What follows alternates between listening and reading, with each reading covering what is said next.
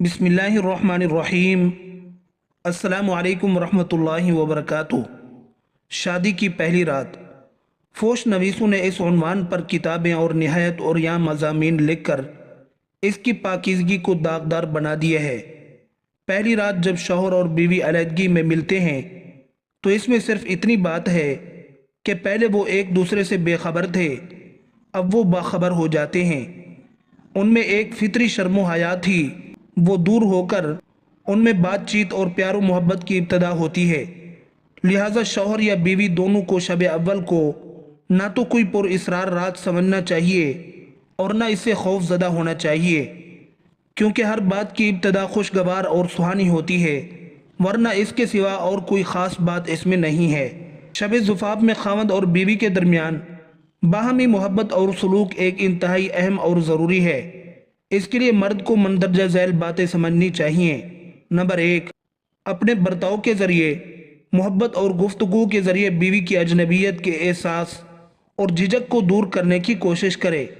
Number 2, गुफ्तगू का अंदाज और मौजू बेहद मुहज़्ज़ब, प्यार भरा और बासलीका होना चाहिए।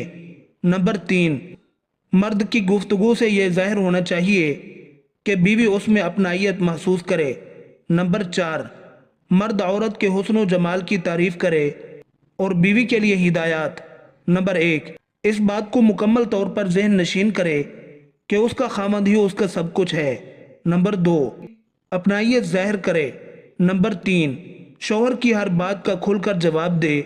नंबर 4, हंसने खेलने छेड़छाड़ करने के लिए खामद को हौसला देना चाहिए। शब ज़ुफ़ाफ़ का पहला अदब यह है कि मसनून निकाह के बाद शौहर को चाहिए कि अपनी नई नवेली दुल्हन के साथ अच्छे से पेश आए, उसका दुख दर्द और गम कम करने और उसका दिल बहलाने के लिए उससे लुत्फ़ व सुरूर की बातें करे, दिल लगी और हंसाने वाले कलिमात कहे, उसे तोहफ़ा तहाइफ देकर उससे अपनी मोहब्बत और लगाव का इजहार करे, खाने पीने की उम्दा चीज़ें पेश करे। दूध हो तो बहुत बेहतर है। शौहर पहले खुद कुछ पिए या खाए, फिर दुल्हन को पिलाए। दुल्हन जब फारिग हो जाए तो वो बर्तन दूल्हे को देने के लिए दे दे। यही नबी सल्लल्लाहु अलैहि वसल्लम की सुन्नत है। हज़रत अस्मा बिनत यजीद बिन सकन बयान करती हैं, मैंने रसूल करीम सल्लल्लाहु अलैहि वसल्लम के लिए हज़रत आयशा रज़ी अल्लाह ताला अन्हा को दुल्हन बनाया और फिर आपके पास आई और आपको बुलाया तो आप आकर उसके साथ बैठ गए और एक बड़ा प्याला लाया गया जिसमें दूध था। आपने उसे नोश फरमाया और फिर आपने आयशा रज़ी अल्लाह अन्हा को दिया तो उसने सर झुका लिया और शर्मा गईं। हज़रत अस्मा रज़ी अल्लाह ताला अन्हा बयान करती हैं, तो मैंने उसे डांटा और कहा, नबी करीम सल्लल्लाहु अलैहि वसल्लम के हाथ से पकड़ लो। वो बयान करती हैं, तो आयशा रज़ी अल्लाह ताला अन्हा ने लेकर थोड़ा सा पिया। फिर नबी करीम सल्लल्लाहु अलैहि वसल्लम ने हज़रत आयशा रज़ी अल्लाह अन्हा को फरमाया, अपने साथी को दो, यानी आप अपने आप को मुराद ले रहे थे कि मुझे भी पिलाओ। इस रिवायत को इमाम अहमद ने रिवायत किया है और अल्लामा अलबानी रहमतुल्लाह अलैह ने सही कहा है। नंबर 2, सबसे पहली मुलाकात और गुफ्तगू से पहले अस्सलामु अलैकुम वरहमतुल्लाह कहे और फिर औरत की पेशानी और उसके बालों पर हाथ रखकर ये दुआ पढ़ना चाहिए, अल्लाहुम्मा इन्नी अस्अलुका मिन खैरिहा व खैरि मा जबिलतहा अलैहि व अऊज़ु बिका मिन शर्रिहा व शर्रि मा फीहा व शर्रि मा जबिलतहा अलैहि। ऐ अल्लाह, मैं इस औरत की खैर भलाई का और जो खैर आपने इसमें रखी है और जिस चीज़ पर आपने इसे पैदा फरमाया है उन सब का सवाल करता हूँ, और औरत के शर से और जो शर और बुराई इसमें रखी और जिस शर पर आपने इसे पैदा फरमाया है उससे आपकी पनाह चाहता हूँ। नंबर 3, ये भी आदाब में दाखिल है कि अव्वलन शब ज़ुफ़ाफ़ में मियाँ बीवी का अज़दवाजी ताल्लुक़ कायम करने से पहले 2 रकात पढ़ना मुस्तहब है और ये नमाज नफिल है और इसका सबूत अहादीस से मिलता है और ये खैर व बरकत और मियाँ बीवी में बहम उल्फत व मोहब्बत का ज़रिया है, जैसा कि मजमुअ ज़वाइद, अल-मुअजम लित्तिबरानी और मुसन्नफ़ इब्न अबी शैबा में मरवी है कि एक शख्स हज़रत अब्दुल्लाह इब्न मसूद रज़ी अल्लाह अन्हु के पास आया और कहा कि मैंने एक कंवारी लड़की से निकाह किया है, मुझे डर है कि कहीं वो मुझे नापसंद न करने लगे। تو آپ رضی اللہ عنہ نے فرمایا الفت اللہ کی طرف سے ہوتی ہے اور بغض شیطان کی جانب سے ہوتا ہے، تاکہ اللہ تعالیٰ نے جو چیز تیرے حلال کی ہے وہ تیرے لیے پسندیدہ ہو جائے۔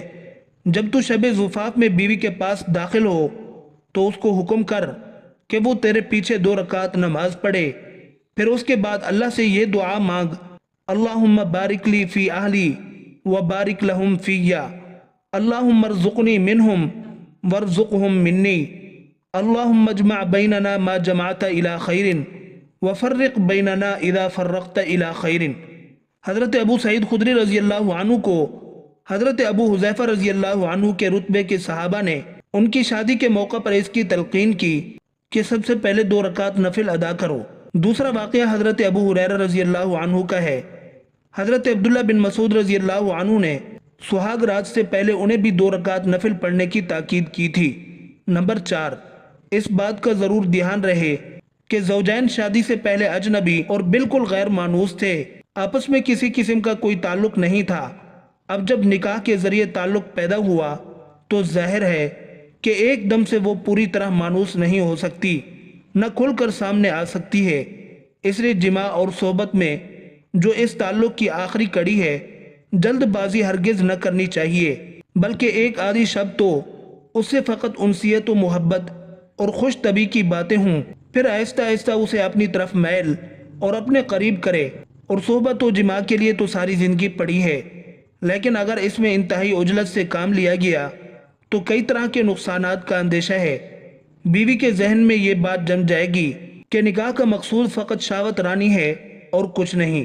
نمبر 5، اگر مہر معجل یعنی نقد مہر کا رواج نہ ہو تو کوئی چیز بھی مہر کے علاوہ اس کے مزاج کی رعایت کر کے ہدیۃً پیش کر دینی چاہیے۔ اس کے بغیر اس سے نفع اٹھانا مردانہ غیرت و شرافت کے خلاف ہے۔